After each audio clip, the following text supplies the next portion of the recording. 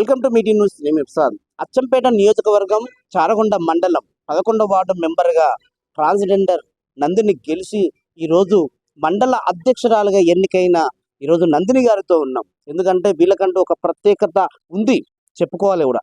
సమాజంలో అందరూ అంటే సమాజంలో ఒక ఊర్లో అందరి మధ్యలో బతుకుతున్నా వీళ్ళు సపరేట్గా ఉంటుంది.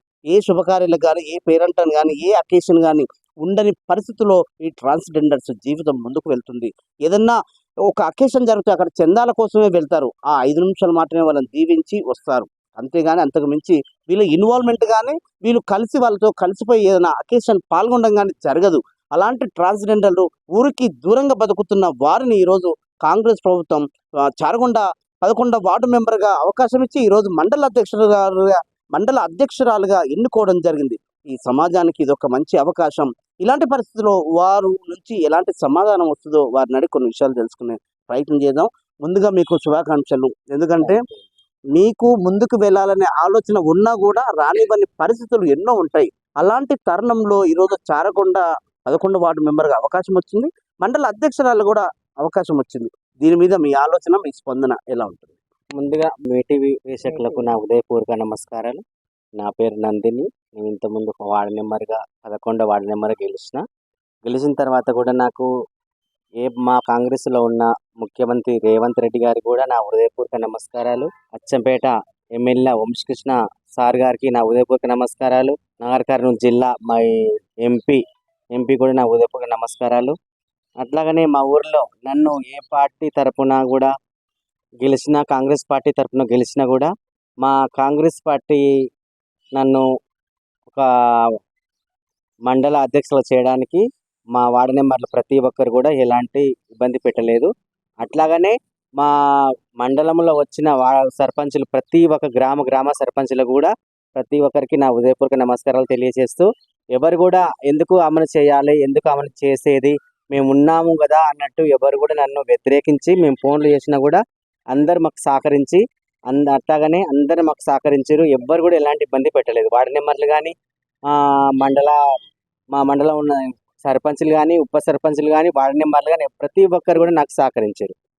వాళ్ళందరికీ నా హృదయపూర్వక నమస్కారాలు తెలియజేస్తూ, నన్ను చాలామంది సపోర్ట్గా చేస్తున్నారు. నాకు చాలా కూడా అవకాశం ఇచ్చిన వీళ్ళందరికీ నా హృదయపూర్వక నమస్కారాలు తెలియజేస్తున్నాను. మీలాంటి వారికి చాలా వరకు రాష్ట్ర ప్రభుత్వం అవకాశాలు ఇస్తుంది. ట్రాన్స్జెండర్స్ అంటే కేవలం చందాలు చేసుకుంటూ బతుకుతున్న తరుణంలోని రాజకీయాల్లో కూడా మీకు అంటూ ఒక అవకాశం కల్పిస్తున్న రాష్ట్ర ప్రభుత్వానికి మీలాగా ఈరోజు బతుకుతున్న మీ ఫ్రెండ్స్, మీ స్నేహితులకు ఏం చెప్తారు? అట్లనే నేను ఏమంటున్నానంటే, నన్ను ఒక ఆదర్శంగా తీసుకొని ఇంతకుముందు మన సౌటుపల్లి దగ్గర ఒక ఆమె కూడా గెలిచింది, కావేరి. ఆమె కూడా నిన్న మన మున్సిపాలిటీలో గెలిచింది.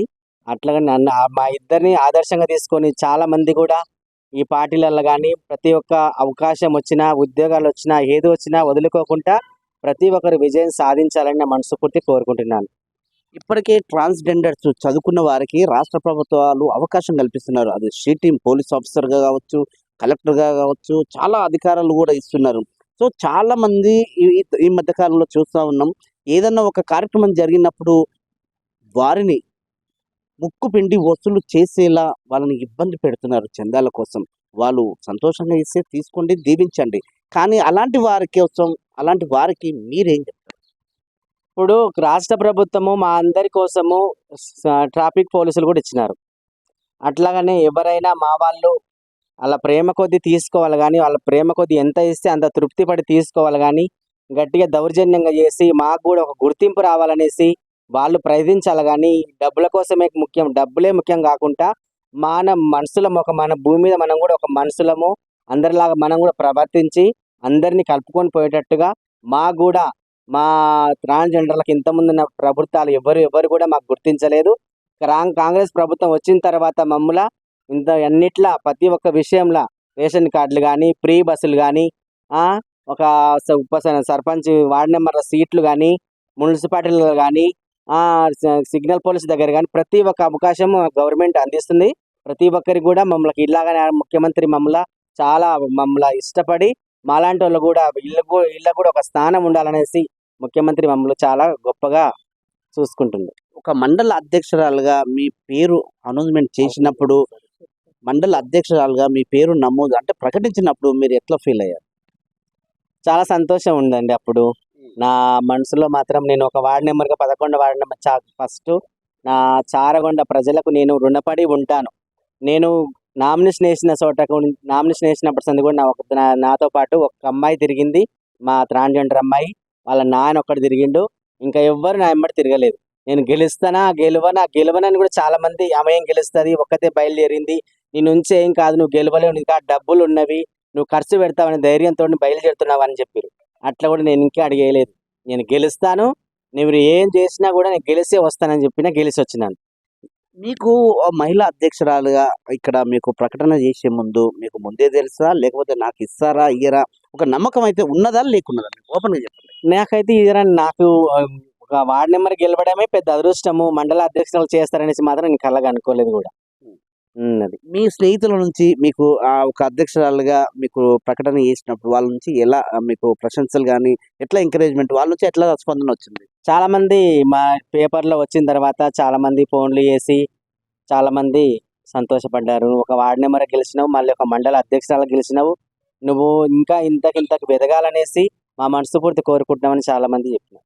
ఇప్పటికీ నీకు బాధ్యతలు పెరిగినాయి. ఎందుకంటే వార్డు మెంబర్ నుంచి మండల అధ్యక్షురాలుగా కూడా కొన్ని బాధ్యతలు మీ భుజాల పైన పెట్టిన తరుణంలోని కార్యకర్తలని, మహిళా కార్యకర్తలని పార్టీ బలోపేతం కోసం, పార్టీ కార్యక్రమాల కోసం ఎలాంటి ఆలోచన విధానంతోని ప్రజల్లోకెళ్ళే ఆలోచన చేస్తారు?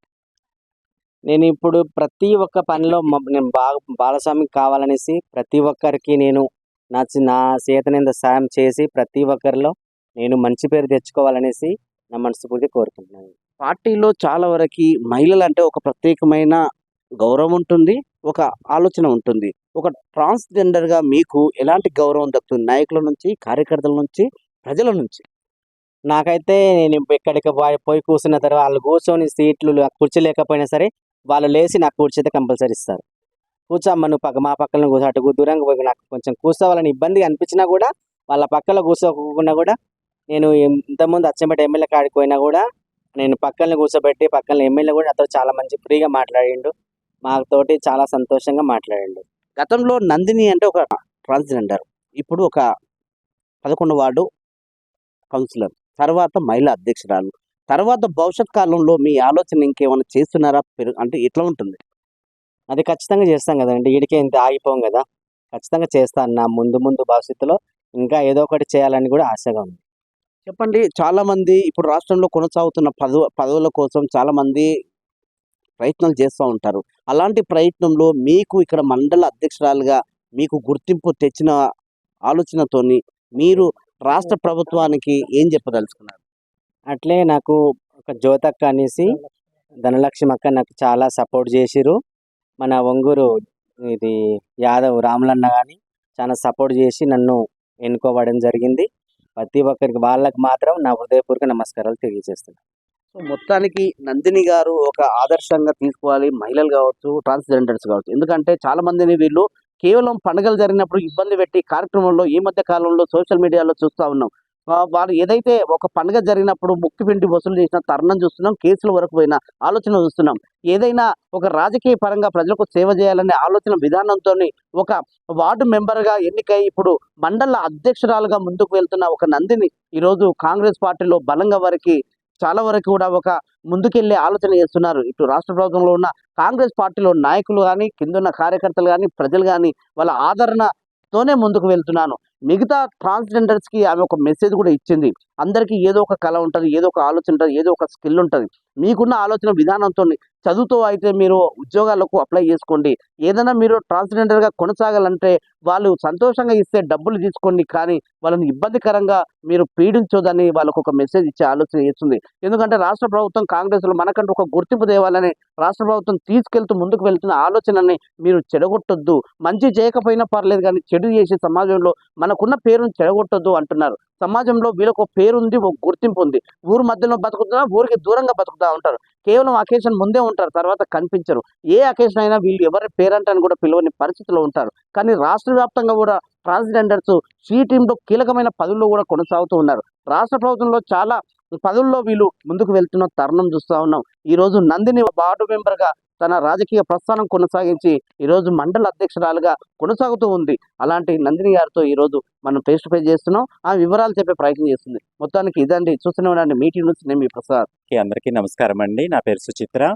మన కౌన్సిలర్గా గెలిచిన నందిని గారి దగ్గరికి ఇంటర్వ్యూ కోసం వచ్చిన మీ న్యూస్ ఛానల్ వారికి థ్యాంక్ యూ సో మచ్ అండి. మేము చేసిన ప్రతి దానికి కూడా వాళ్ళు ఛానల్ వాళ్ళు వచ్చి మాకు ఎప్పుడు సపోర్ట్గా ఉంటున్నారు. అట్లాగే మా నందిని గారు ఈరోజు మా ట్రాన్స్జెండర్ అయిన నందిని ఈరోజు కౌన్సిలర్గా గెలుపొందడం అంటే మాకు చాలా హ్యాపీగా ఉంది, సంతోషంగా ఉంది. ఇది ఒక ఆలోచన, ఇది ఒక మెట్టే కాదు, ఇట్లా మెట్టు ఎక్కుతూ ఎదగాలని, ట్రాన్స్జెండర్కి ఇలాంటి అవకాశాలు ఎప్పుడూ ఇవ్వాలని మనస్ఫూర్తిగా ఈ ప్రభుత్వానికి థ్యాంక్ యూ సో మచ్ అండి. ఆ ప్రభుత్వానికి